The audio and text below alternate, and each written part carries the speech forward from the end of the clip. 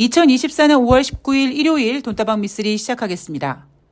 자, 저는 원래 이렇게 방송을 녹음하면서 오늘 썸네일 제목은 이렇게 해야겠다라고 생각을 하는데요. 오늘 같은 경우에는 자료를 프린트해서 읽어가면서 썸네일 제목이 만들어졌습니다. 어떤 의미냐? 제가 여러분들께 종종 주장하는 내용이 있죠? 주식시장에서 인간 지표만큼 정확한 건 없다. 뭐 그런 의미고요. 자, 오늘 돈다방 미쓰리는 5월 20일부터 5월 24일 한 주 동안 우리가 챙겨야 될 것들을 또 하나씩 챙겨보는 그런 시간을 준비해봤습니다. 우선 이번 주는요, 국내 증시 먼저 볼 텐데 지난 17일 금요일 코스피는 종가 28포인트 하락 마감해서 2724포인트로 끝났습니다. 변동성도 굉장히 크고요. 그 변동성이 데일리 변동 그리고 장중 변동성이 굉장히 심합니다. 다우지수 같은 경우엔 4만 포인트를 돌파했다 뭐 난리 부르스를 튀지만 대한민국 주식시장만 뭔가 이상하게 물귀신이 물밑에서 이렇게 잡아당기는 것처럼 뻗어나가지 못하고 자꾸 밀리죠. 이유가 뭘까요? 제가 얼마 전에 말씀드렸죠. 지수가 올라오면 위에서 내가 먼저 팔아제낀다 이런 매물대와의 싸움 때문에 지수의 변동성 혹은 더 치고 나가지 못하고 계속 발목이 잡힌다. 지금 그런 증시가 전개되고 있습니다. 다가오는 한 주 동안의 국내 증시에 대한 이야기는 뭐 특별하게 할 건 없고요. 제가 오늘 읽었던 그 자료들을 쭉 보면서 드는 생각은 증권사들이 좋아질 거라고만 외친다. 올 하반기, 그러니까 지금이 5월 이제 중하순으로 넘어가잖아요. 그러면 뭐 이래저래 뭐 상반기 지나갔다고 보고 하반기에 3,000포인트 갈 수 있다. 3,100포인트까지 가능하다라고 얘기하고 있습니다. 그리고 여기 어떤 밑밥을 깔았냐면 작년 연말에는 2024년도 주식시장 전망을 그렇게 좋게 보지 않았는데 1분기 기업 실적도 좋고 금리 인하 기대도 있고 하다 보니까 상반기는 박스권에서 버벅거렸지만 하반기에는 3,000포인트 갈 수 있다. 이 얘기를 여러분 몇 년 전에 들었던 분위기였죠. 그때도 3,000 간다라고 뻘짓들을 많이 했었는데 결국 못 갔고요. 여하튼 증권사들이 상반기는 이렇게 보내지만 하반기 3,000포인트, 높게는 3,100포인트까지 갈 수 있다고 보는 근거는 기업 실적의 개선이고요. 금리 인하 기대감인데 금리 인하 기대, 즉 금리 인하 횟수를 몇 번 하느냐에 따라서 추가적으로 3,100까지 갈 수 있다. 이런 전망들이 나오고 있습니다. 5월 20일부터 5월 24일까지 한 주 동안 NH투자증권에서 제시한 코스피 예상 밴드는 2,700포인트에서 2,820포인트인데 여러분 지난번에 3월 말경인가요? 3월 말경에 증권사 특히 NH투자증권이 코스피 전망치를 2,820포인트를 잡았었죠. 그래서 제가 2,820포인트 못 간다 뭐 이런 얘기하면서 4월달 들어와서 주식시장이 꺾이기 시작하니까 NH투자증권의 코스피 주간 예상 밴드를 2,820에서 2,810으로 잡았다가 2,700포인트로 내려놨죠. 여하튼 그때 등장했던 2,820포인트가 또 다시 등장했습니다. 이번에 2,820포인트가 주는 의미는 뭘까요? 자, 4월달 CPI, 소비자 물가지표 둔화를 확인하면서 주식시장의 투자 심리가 개선되는 구간이다. 자, 뉴욕 증시 4만 포인트 돌파했고 따라서 대한민국 주식시장도 2,820포인트 갈 수 있다라고 보고 있습니다. 자, 그럼 이제 뉴욕 증시를 봐야겠죠. 전문가들은요, 뉴욕 증시에서 5월 20일부터 5월 24일까지 한 주 동안 뉴욕 주식시장에서 가장 중요한 이슈는 엔비디아 실적과 5월달 FOMC 의사록이라고 합니다. 이 두 개 모두 22일 날 발표가 되는데요. 저는 뉴욕 증시 예상을 좀 하면서 우리가 다가오는 한 주 동안 챙겨야 될 것이 엔비디아 실적과 5월달 FOMC 의사록인가? 그러면 그 두 가지 이슈를 중요하게 보는 이유가 뭘까? 엔비디아 같은 경우는요, 여전히 지금 증시를 부양시키기 위한 어떤 기대감의 이용 도구라고 생각을 하고요. 그리고 5월달 FOMC 의사록 같은 경우에는 제롬 파월 연준 의장이 금리를 동결하면서 고용이 부진하면 금리 인하할 수 있다고 얘기했고 스태그플레이션을 부정했단 말입니다.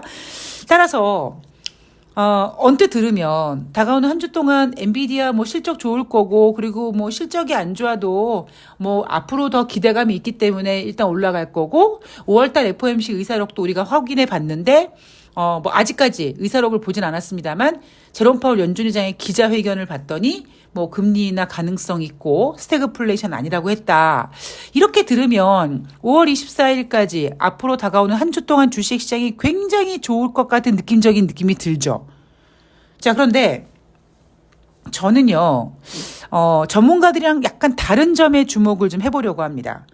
어떤 점에 주목을 하냐면 다가오는 한 주 동안 경제지표가 물론 발표가 됩니다. 자, 경제지표 최근 구독하신 분들, 최근 들으신 분들을 위해서 다시 한번 정리를 해드리면, 이렇게 월 달력이 있잖아요. 그러면 첫 번째 주, 월 초에는 고용지표가 발표가 됩니다. ADP 민간 고용지표, 그리고 한 이틀 정도 뒤에서 노동부에서 발표되는 고용지표가 발표되고, 두 번째 주쯤, 그러니까 매월 중순경에는 전월 소비자 물가지표가 발표가 되고, 그 이후에 소매 판매가 발표가 되고요. 그리고 중순 후반으로 넘어가기 시작하면은 주택 지표들이 발표가 됩니다. 그리고 마지막 주, 그때 바로 개인 소비 지출, 뭐 개인 소득 이런 것들이 발표가 되죠. 이게 한 달 동안에 발표되는 미국의 굵직굵직한 경제 지표의 어떤 일정 같은 거고요. 물론 중간중간에 뭐 뉴욕 엠파이어 스테이트 제조업 지표라든가 뭐 필라델피아 제조업 지표 뭐 이런 거 발표되고 그다음에 PMI 지표들이 이렇게 막 발표가 됩니다. 자, 여하튼 그러니까 5월 20일부터 5월 24일까지 이제 5월 중하순으로 넘어가니까 주택 지표들이 발표가 되죠. 4월달 기존 주택 판매가 발표될 예정이고요. 그리고 신규 주택 판매도 발표될 예정입니다. 자, 금요일 같은 경우에는 내구재 수주도 발표가 되고요. 뭐 이번 주에 뭐 굵직한 경제 지표 한 뭐 그 정도로 보면 될 것 같고요. 저는 솔직히 이번 다가오는 한 주 동안은요, 경제 지표보다는 연준 의원들의 발언들에 주목을 해야 된다고 생각합니다. 굉장히 많은 연준 의원들의 발언이 이어지고요. 그 이유는 아직까지 FOMC 회의가 좀 여유가 있고 그러다 보니까 아직까지는 블랙아웃 기간이 아니기 때문에, 즉 연준 의원들이 자유롭게 자기의 금리 결정에 관련된 이야기를 할 수 있는 기간이다 보니까 다가오는 한 주 동안에도 연준 의원들의 발언이 이어집니다. 근데 연준 의원들의 발언들은요, 이미 지난주에도 지지난주에도 계속 얘기를 했단 말이에요. 그러면 과연 다가오는 한 주 동안 어떤 연준 의원이 어떤 이야기를 할지를 우린 대충 이제는 감을 잡아야 됐다거든요.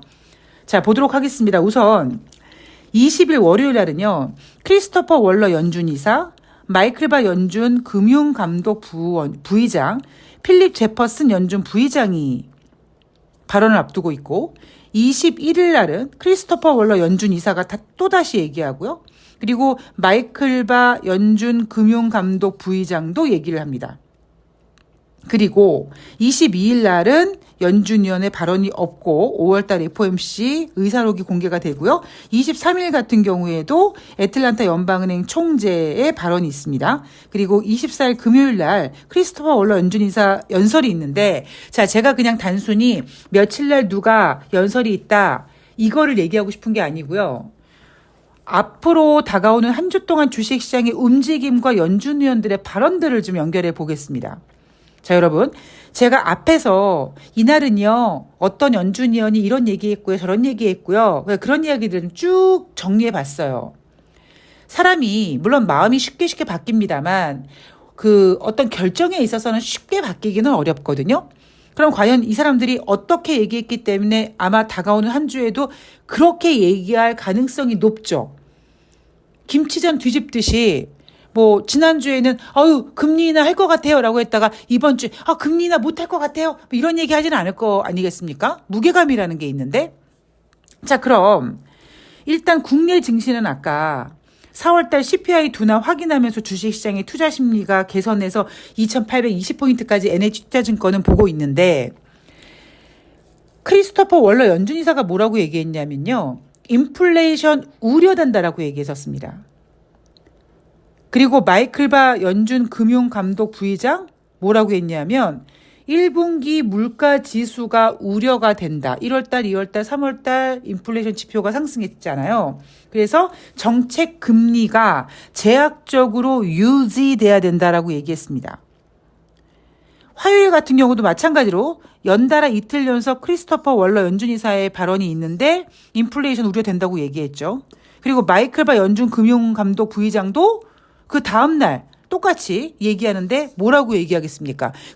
지난주에는 1분기 물가지수가 우려됐다. 정책금리 제약적으로 유지해야 될 것 같다라고 얘기했는데 4월달 소비자 물가지표 예상만큼 둔화됐다고 아유 내 생각이 틀렸네요. 금리 인하해야 될 것 같네. 이렇게 쉽게 바뀌기는 어렵다라는 거죠.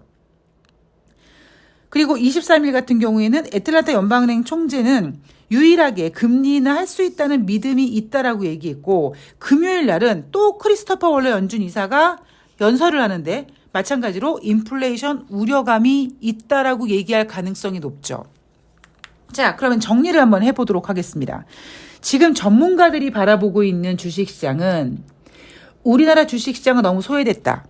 그런데 금리 인하 기대감 있고 그리고 과연 금리 인하 기대에 대해서 횟수까지 더 추가적으로 노출된다면 그러니까 한 번이 아니라 두세 번의 금리 인하 가능성만 열어놓을 수 있다면 3,100까지 갈 수 있다. 이런 큰 그림 안에서 다가오는 한 주 동안은 지난주 소비자 물가지표 둔화를 확인하면서 주식시장이 올라갈 수 있을 거라고 즉 상승할 거라고 보고 있는 거잖아요.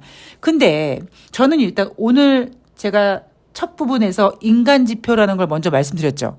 오늘 제목이 증권사들은 좋아질 거라고만 얘기한다라고 말한 것처럼 다가오는 한 주 동안은요. 일단 다우지수가 4만 포인트 돌파했다라는 어떤 상승 피로감도 분명히 있을 겁니다. 그게 아름다운 조종으로 갈지 그건 모르겠습니다만 여하튼 일단 최고점 찍었기 때문에 상승에 대한 부담감이 있을 거고요. 앞으로 일주일 동안 연설과 인터뷰가 준비되어 있는 연준 의원들의 대부분의 발언은 인플레이션 우려 있다.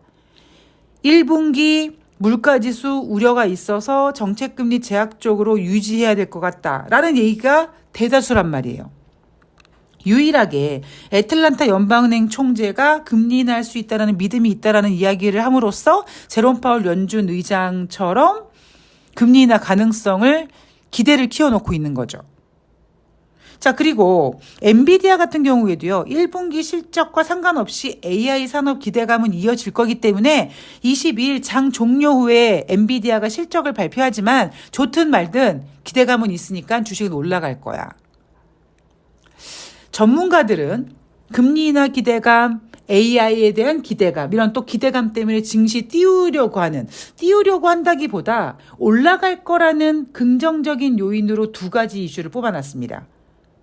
거기다가 5월달 FOMC 회의록이 공개가 되지만 금리 동결했었고 제롬 파월 연준 의장이 금리 동결하면서 기자회견을 통해서 스태그플레이션 걱정 안 해도 되고 고용이 안 좋으면 금리를 인하해도 된다. 이런 분위기가 있다 보니까 상승적으로 보고 있지만 저는 오히려 연준 의원들의 발언들을 지켜보면 되게 신중하거든요. 제롬 파월 연준 의장만 제외하고 물론 애틀란타 연방은행 총재도 금리 인하 가능성 기대하고 있지만 가장 중요한 입심을 가지고 있는 제롬 파월 연준 의장만 지금 금리 인하에 대한 기대감을 계속 유지시키고 있고 다른 연준 의원들의 발언들은 굉장히 신중합니다. 그래서 저는 다가오는 한 주 동안은 일단 대한민국 코스피 예상밴드 2820포인트 지난번에 뚫지 못했던 그 밴드가 다시 한번 나오면서 인간 지표가 나타났다라고 생각하고 있고요. 뉴욕 증시 같은 경우에는 연준 의원들의 신중한 발언들 때문에 오히려 그 고점 부담, 그러니까 상승 피로감 때문에 오히려 지난주보다는 뉴욕 증시가 덜 좋지 않을까 이렇게 보고 있거든요.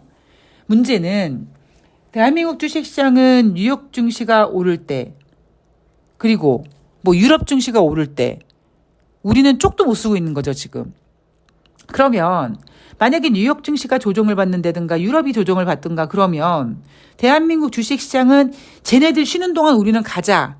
이러지 않거든요. 오히려 걔네들이 빠지면 우리는 더 빠집니다.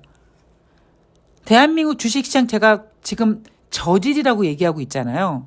그래서 다가오는 한 주 동안은요. 2820포인트에 대한 것은 좀 무리가 있다고 보고 있고 결국 뉴욕 증시의 움직임에 많이 영향을 받을 텐데 뉴욕 증시도 연설이나 인터뷰 예정 중인 연준 의원들은 굉장히 신중한 지금 모습을 나타내고 있고 이 생각이 크게 바뀌지 않을 거라는 전제하에 뉴욕 증시도 지난주보다는 좀 부진한 모습을 보이지 않을까. 유일하게 띄우려고 하는 엔비디아 실적 뭐 기대감으로 얼마나 올려놓을지 모르겠습니다만 뭐 지난번에 애플도 그렇고 지금 테슬라도 그렇고 뭔가 지수를 이끌 만한 뭐 큰 건데기가 없다 보니까 유일하게 마지막 희망처럼 힘 빠지고 있는 엔비디아를 계속 지금 매달리고 있는 모습이 좀 애처롭긴 한데요.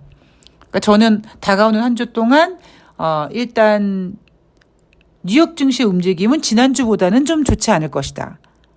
그럼 우리나라 주식시장은 뭐 더 변동성에 노출될 가능성이 있죠. 지난주 금요일날 2724포인트로 마감했는데 2700포인트도 깨지지 않을까, 깨질 수 있지 않을까 생각하고 있고요.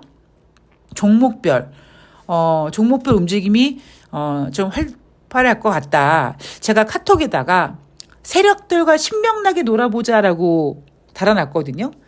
종목들의 움직임을 봤더니 어느 정도 이제 애들도 이제 좀 몸이 근질근질한지 움직일 생각을 하는 거 보니까 지수는 일단 확실하게 잡아놓을 가능성이 좀 높습니다. 그래서 여러분들께서 너무 이 증시에 기대하지 마시고요. 지수에 기대하지 마시고요. 지금 현재 우리나라 주식시장은 올라오면 내가 먼저 팔 거야라는 매물대에 대한 압박이 되게 심하고요. 뉴욕 증시 상승 지금 피로감도 있다 보니까 다가오는 한 주 동안은 뭐 주식시장이 뭐 크게 하락할 거야, 상승할 거야, 뭐 그런 의미보다는 증시 분위기를 좀 보면서 여러분들께서 잘 대응하셨으면 좋겠습니다. 자, 뭐 일주일 동안 뭐 전문가들조차 그냥 좋아 금리 인하 기대감 커 남아 있어 막 이런 식으로 그냥 너무 간단하게 얘기를 해서 뭐 특별하게 전해드릴 얘기는 없습니다만 저는 연준 의원들의 발언에 신중함에 좀 점수를 좀 더 주고 싶거든요. 그러니까 그런 부분은 또 주중에 하루하루 또 우리가 주식시장을 이겨내면서 정말 미스리 예상대로 움직이는지 아니면 어떤 돌발 변수가 생기는지 아니면 뭐 진짜 뭔가 막 상승하려고 하는지. 근데 저는 사실 상승에는 별로 점수를 못 주고 있습니다. 왜? 유동성 장세가 아니거든요. 그래서 그런 부분 제 생각을 좀 전해드렸고요. 여러분들께서는 지혜로운 한 주를 시작하셨으면 좋겠습니다. 저는 월요일이니까 월요일 방송 하루 쉴 거고요. 그리고 화요일 날 월요일 뉴욕 증시 가지고 또 찾아뵙도록 하겠습니다. 여러분 남은 휴일 잘 보내시고요. 고맙습니다.